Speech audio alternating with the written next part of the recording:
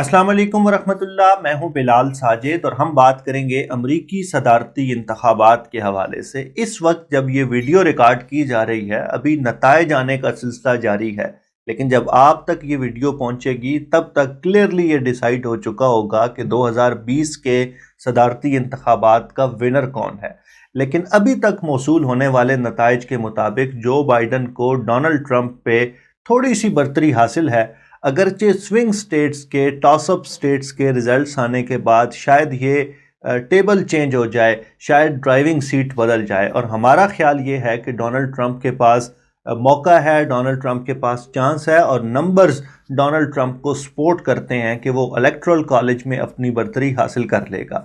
اس وقت جو argument left کے میڈیا پہ، امریکہ کے لبرل میڈیا میں بہت زیادہ ڈسکس کیا جا رہا ہے وہ یہ ہے کہ کیا ڈونلڈ ٹرمپ پاپولر ووٹ جیتیں گے یا نہیں، اور اس ویڈیو میں آج کے ویلاگ میں ہم اس آرگومنٹ کو انڈرسٹینڈ کرنے کی کوشش کریں گے۔ آپ کو یاد ہوگا کہ 2016 میں جب ڈونلڈ ٹرمپ اور ہلری کلنٹن کے درمیان مقابلہ تھا تو آخری نتیجے میں ڈونلڈ ٹرمپ پریزیڈنٹ تو منتخب ہو گئے، لیکن 4 سال لبرل میڈیا نے جو ایک بات بہت زیادہ دہرائی وہ یہ تھی کہ majority of Americans didn't support اور didn't choose President Donald Trump, اور اس کی وجہ یہ تھی کہ ڈونلڈ ٹرمپ نے کل پول کیے جانے والے ووٹس میں سے پاپولر ووٹ ون نہیں کیا تھا، یعنی اگر 150 ملین لوگوں نے ووٹ کیا تو اس میں سے پاپولر ووٹ یا میجارٹی آف لوگوں نے ڈونلڈ ٹرمپ کو چوز نہیں کیا۔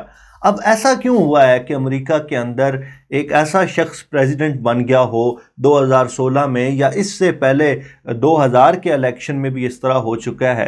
ایسا کیوں ہوتا ہے کہ امریکہ کے اندر ایک ایسا شخص پریزیڈنٹ بن جائے جس کو میجارٹی آف امریکنز ووٹ نہ کریں؟ اس بات کو سمجھنے کے لیے ہمیں امریکہ کے صدارتی انتخابات کے نظام کو سمجھنا ہوگا۔ سب سے پہلی بات تو یہ کہ امریکہ کا صدارتی انتخابات کا نظام 2 چیزیں چاہتا ہے۔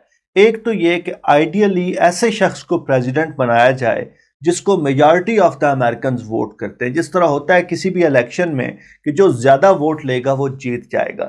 لیکن ساتھ ہی ساتھ یہ نظام اس بات کو بھی انشور کرنا چاہتا ہے کہ کوئی ایسا شخص پریزیڈنٹ نہ بنے جو زیادہ پاپولیشن والی سٹیٹس میں تو پاپولر ہو لیکن کم پاپولیشن والی سٹیٹس میں اس کا سٹیک نہ ہو۔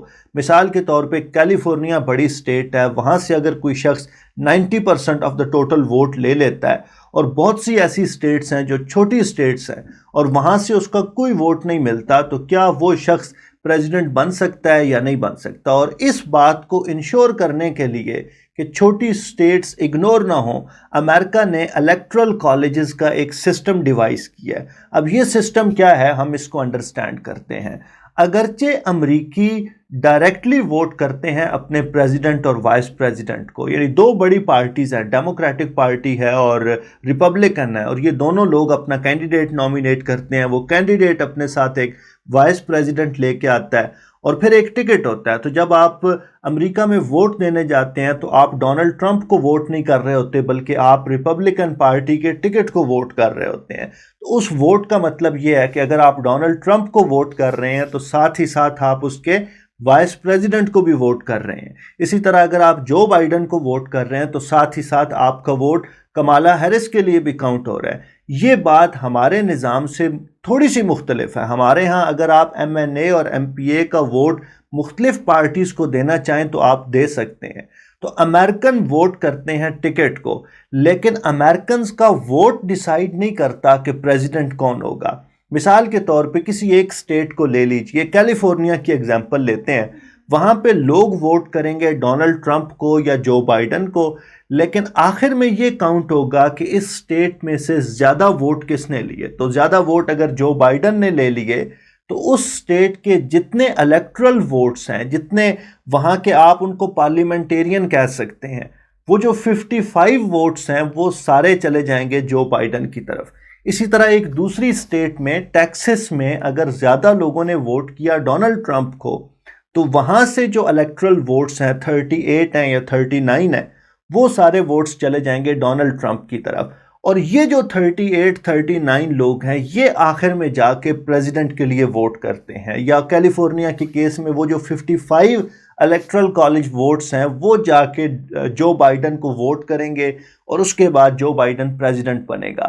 یہاں تک ساری باتیں سمپل ہیں، لیکن کچھ چیزیں آگے جا کے ٹرکی ہو جاتی ہیں۔ مثال کے طور پہ سب سے پہلے آپ کو یہ دیکھنا ہوگا کہ امریکہ کے اندر کل الیکٹرل کالج کے ووٹس کتنے ہیں۔ تو اگر آپ اس نمبر کو دیکھنا چاہیں تو وہ 538 ہے۔ اب 538 کیوں ہے؟ اگر آپ امریکہ کے ہاؤس آف ریپریزنٹیٹیوز اور سینٹ کے ارکان کی تعداد کو جمع کریں تو وہ 538 بنتا ہے۔ ہاؤس آف ریپریزنٹیٹیوز یا جس کو ہاؤس کہتے ہیں وہاں پہ 438 ممبرز ہیں اور سینٹ میں 100 ممبرز ہیں۔ اب یہ جو 100 ممبرز ہیں نا، یہ ہمارے سینٹ کی طرح ہیں۔ جس طرح ہمارے 4 صوبے ہیں اور ہمارے سینٹ میں 100 لوگ ہوتے ہیں یا فیڈرل کے کچھ لوگ ہوتے ہیں، تو اسی طرح جو امریکہ کا سینٹ ہے وہاں پہ ہر سٹیٹ سے 2 لوگ ہوتے ہیں اور یہ ڈائریکٹ ووٹ سے منتخب ہو کے آتے ہیں۔ لیکن جو ہاؤس ہے، ہاؤس آف ریپریزنٹیٹیو میں جو 438 ممبرز ہیں، یہ ہر سٹیٹ کے پاس پاپولیشن وائز ہوتے ہیں۔ کیلیفورنیا جیسا کہ عرض کیا بڑی سٹیٹ ہے، وہاں سے 55 الیکٹرل کالج ووٹس ہیں، لیکن 55 الیکٹرل کالج ووٹ ہونے کا مطلب یہ ہے کہ وہاں سے 53 لوگ ہاؤس آف ریپریزنٹیٹیوز میں جاتے ہیں سیپریٹلی اور 2 لوگ ہیں جو سینٹ میں جاتے ہیں۔ تو یہ ڈویژن ہے وہاں پہ ووٹوں کی۔ اسی طرح جب بھی مردم شماری ہوتی ہے، سینسز ہوتا ہے اور آبادی چینج ہوتی ہے، ڈیموگرافکس چینج ہوتے ہیں، تو یہ جو سیٹیں ہیں یہ چینج ہو سکتی ہیں۔ تو یہ ہو سکتا ہے کہ آج کیلیفورنیا کے پاس 55 ہیں اور کیا پتہ ماضی میں ان کے پاس زیادہ لوگ ہوتے ہوں، زیادہ سیٹیں ہوتی ہوں، تو یہ نمبر چینج ہوتا رہتا ہے۔ اب جو ٹرکی چیز ہے وہ اس کے بعد شروع ہوتی ہے، اور میں آپ کو ایگزامپل دوں گا نیو ہیمپشائر کی اور پینسلوینیا کی۔ آپ دیکھیں کہ ہاؤس آف ریپریزنٹیٹیوز میں نیو ہیمپشائر کی صرف 2 سیٹس ہیں جبکہ پینسلوینیا کی 18 سیٹس ہیں۔ اس کا مطلب یہ ہوا کہ آبادی کا تناسب پینسلوینیا کے حق میں ہے۔ پینسلوینیا کی آبادی نیو ہیمپشائر کے مقابلے میں 9 گنا زیادہ ہے، جبکہ آپ الیکٹرل کالج ووٹ کی طرف دیکھیں تو نیو ہیمپشائر کے پاس 4 ووٹ ہیں اور پینسلوینیا کے پاس 20 ووٹ ہیں۔ اور اس کی وجہ یہ ہے کہ الیکٹرل کالج ووٹ ڈیفائن ہی اس طرح ہوتا ہے کہ آپ کی ہاؤس میں جتنی سیٹس ہیں اور آپ کی سینٹ میں جتنی سیٹس ہیں وہ ایڈ ہو جائیں گی۔ اب سینٹ میں ہر سٹیٹ کے پاس 2 سیٹس ہیں، تو آبادی کا تناسب تھا 9 گنا زیادہ، لیکن یہاں پہ پینسلوینیا کے پاس صدارتی انتخاب کے اندر جو ووٹ ہیں، الیکٹرل کالج ووٹ جنہیں کہتے ہیں، وہاں پہ پینسلوینیا کو جو ایڈوانٹیج ہے وہ صرف 5 گنا زیادہ ہے۔ اس کا مطلب یہ ہوا کہ ایسا ممکن ہے کہ ایک شخص پینسلوینیا جیت لے لیکن دوسرا شخص کم ووٹوں کے ساتھ اگر نیو ہیمپشائر کی سٹیٹ جیتے گا تو اس کو زیادہ ایڈوانٹیج ہوگا، اگرچہ وہاں سے صرف 4 ووٹ ہیں۔ اور یہ جو بات ہے، یہ جو ڈیفینیشن ہے الیکٹرل کالج ووٹ کی، اور یہ جو سسٹم بنایا گیا ہے تاکہ چھوٹی سٹیٹس، کم پاپولیشن والی سٹیٹس اگنور نہ ہوں، یہ سسٹم اپنی آئیڈیالوجی میں تو بہت اچھا ہے، اور اس طرح کے سسٹم ہر ڈیموکریسی کی کور ہوتے ہیں، ہر ڈیموکریسی کی بنیاد ہوتے ہیں تاکہ سوسائٹی کا کوئی بھی طبقہ اگنور نہ ہو۔